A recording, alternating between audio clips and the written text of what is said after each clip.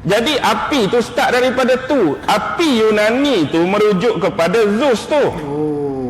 Sebab orang-orang Yunani ni dia suka sukan olahraga. Sukan dulu ada 4. Olimpik, ni disebut Panhellenic Games. Sebelumnya terima kasih untuk para dermawan di bulan ini. Terima kasih telah berdonasi dan menjadi member di channel ini. Semoga selalu diberikan rezeki yang berlimpah dan kesehatan. Amin ya robbal alamin. Halo, assalamualaikum warahmatullahi wabarakatuh. Kembali lagi di Dodek TV. Oke, hari ini teman-teman semua kita mau lihat ceramah lagi guys ya. Ceramah Ustadz Auni Muhammad lagi. Dan ini ada dari channelnya Menjentik Hati ya. Judulnya, tajuknya Asal Api Majusi dari Ustadz Auni Muhammad. Sudah lama sih sebenarnya, video ini 5 bulan yang lalu ya. Tapi aku penasaran guys ya, aku belum pernah dengar ceramah tentang api majusi ini guys ya.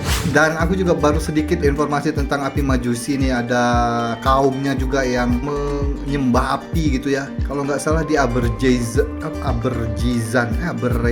apa ya nama tempatnya itu, lupa aku ya. Jadi sana ada api abadi gitu yang nggak pernah padam gitu. Nah itu katanya sih disebut api majusi gitu, dan banyak juga orang menyembah api itu guys ya. Sampai sekarang masih ada keturunan-keturunan orang-orang yang menyembah api itu guys. Ternyata ada hubungannya di zaman Nabi.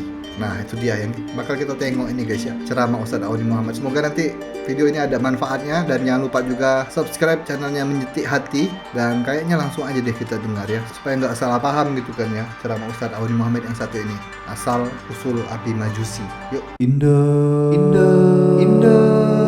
Indah Riek. Oke. Official Menjentik Hati, jangan lupa subscribe guys. Lepas Iraq apa dalam peta lah ni? Jugalah. Iran Iran lah. Oh di Iran tu jadi kerajaan Parsi.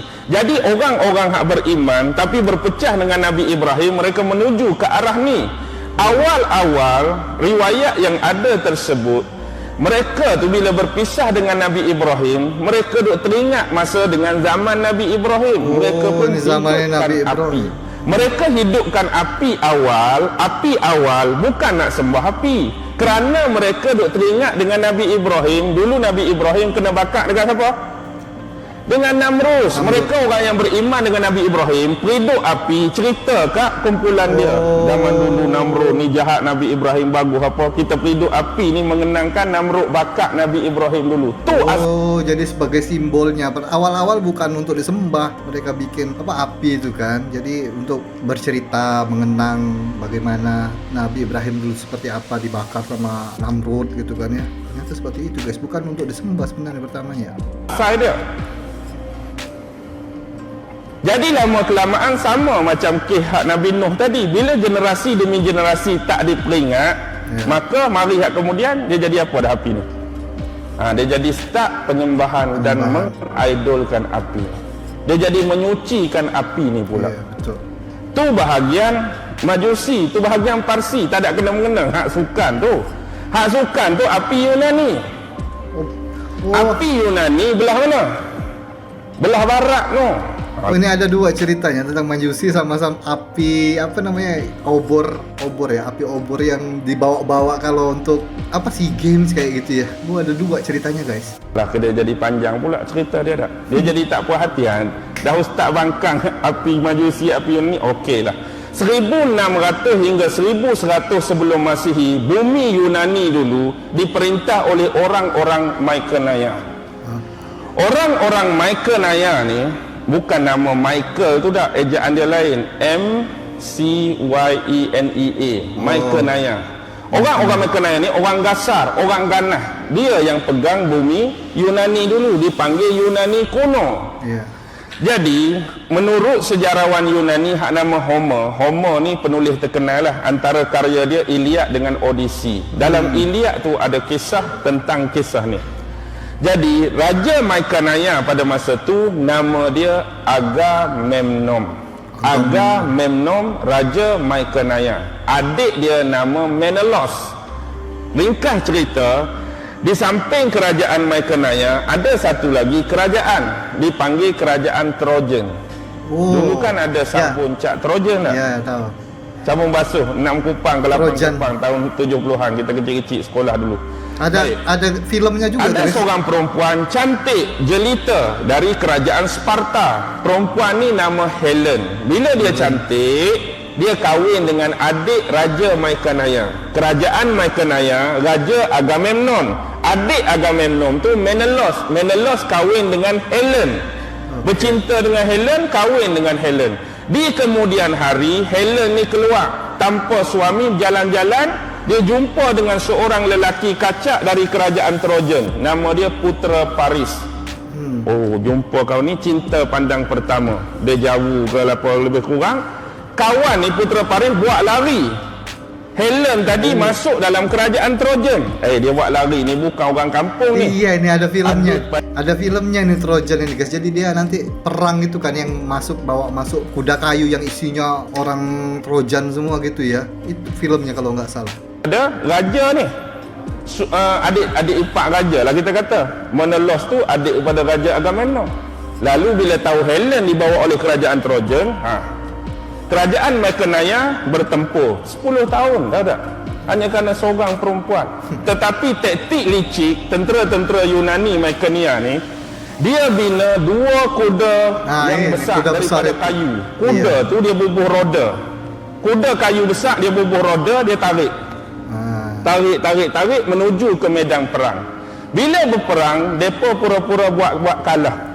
Orang Mykenaya ni bila bertempur dengan Trojan, ting lari, ting lari. Jadi orang Trojan pun banggalah. Oh, kita lagi bawanya ke dalam nanti kerajaan Mykenaya. Jadi depa tinggal apa? Depa tinggal kat medan kuda-kuda yang besar. Jom kita tarik wak masuk dalam camp kita. Wak masuk saja kuda-kuda ni dalam camp Trojan, rupa-rupanya tentera Yunani duduk dalam tu penuh, duduk dalam kuda kayu tu. Kuda itu. Duk tunggu dah dengan pedang ni. Buka saja ni kerang. Buka tu ketong-ketang mampu habis Trojan. Habis. Ada filmnya itu guys. Inilah disebut kerajaan Troy. Rupa-rupanya Troy tu saya pun duk ingat epik. Ingat ke dia epik saja macam Mahabharata? Tak. Tapi rupa-rupanya memang betul wujud kerajaan Troy. Dan ada bukti-bukti sampai 9 lapisan Troy ditemui di tanah Yunani kuno tadi. Troy memang wujud dan inilah peperangan Troy Mykenaya Trojan tadi. Lepas tu di kemudian hari berlaku pertelingkahan antara Mykenaya dengan adik dia Menelaus. Berebut tanah jajahan, lalu ramai ni keluar lari. Mereka menuju ke arah utara. Mereka pi ke arah bumi Itali lah ni.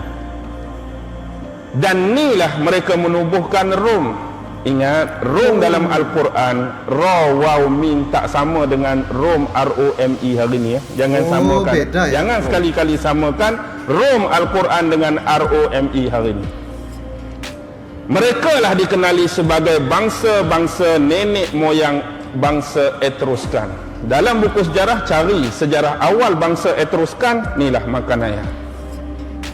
Kemudian mari pula kumpulan lain, Dorian. Bukan durian. Dorian mari. Zaman ni zaman kegelapan dah.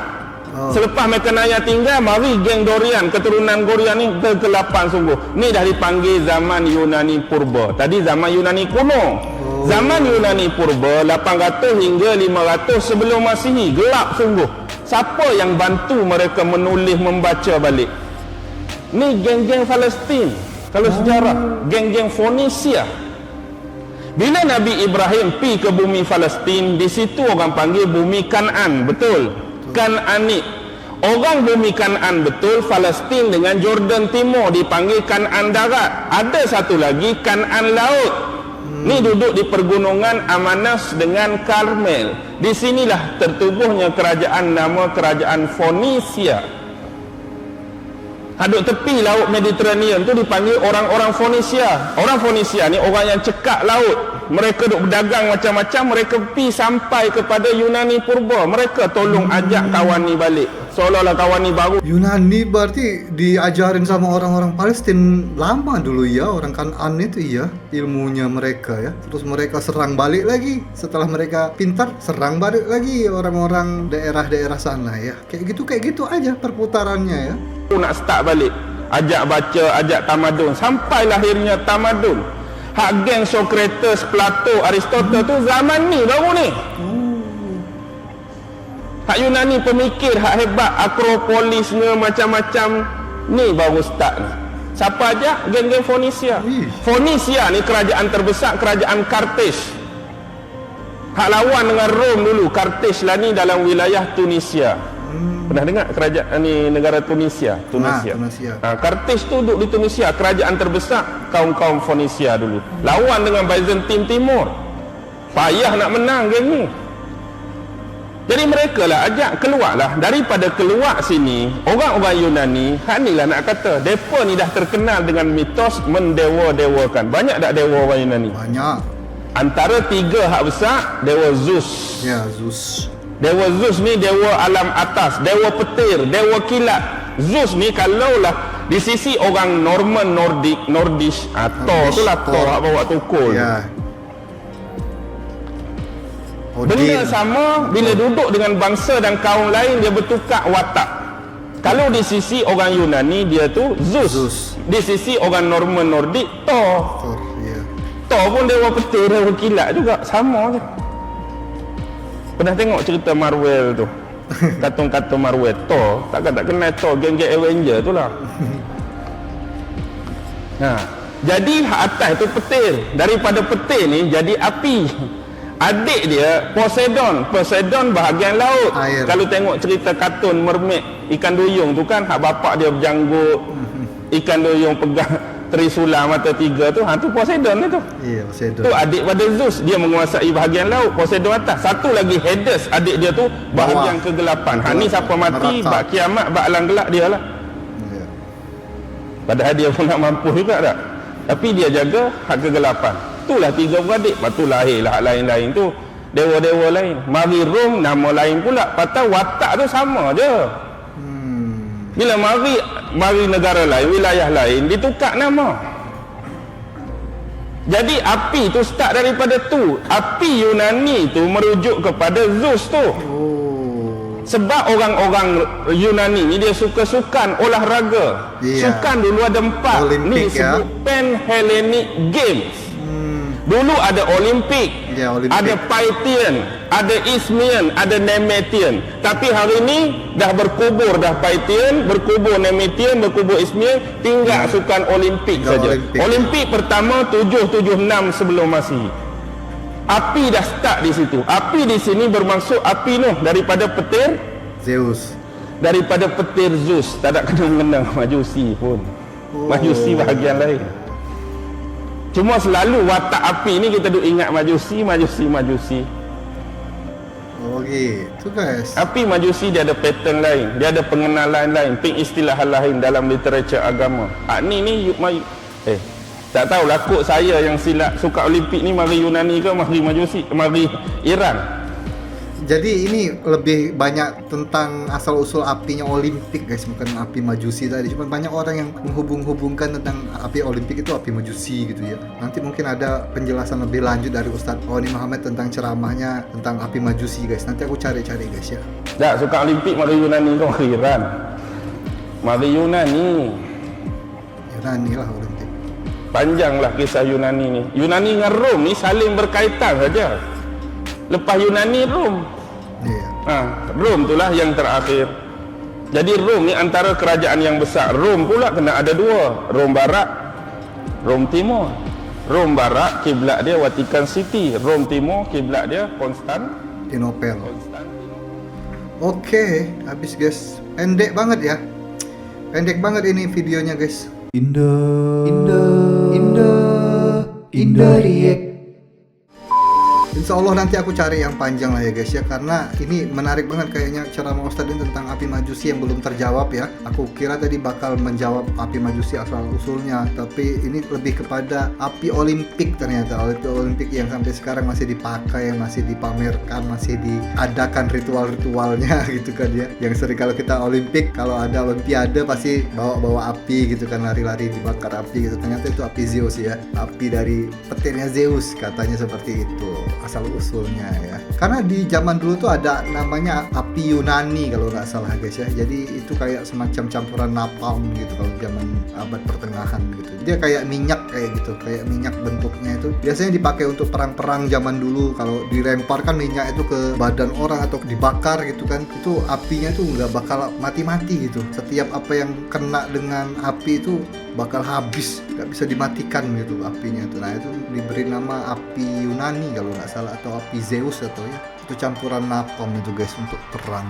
Ya mungkin nanti kita cari lagi guys ya asal usul api majusi secara lengkapnya, dan semoga saja video ini bermanfaat untuk kalian semua, dan terima kasih untuk teman-teman yang sudah menonton video ini. Terima kasih juga untuk teman-teman yang sudah menjadi member VIP channel ini. Akhir kata, assalamualaikum warahmatullahi wabarakatuh. Bye bye. Sayonara, sayonara, sampai berjumpa lagi.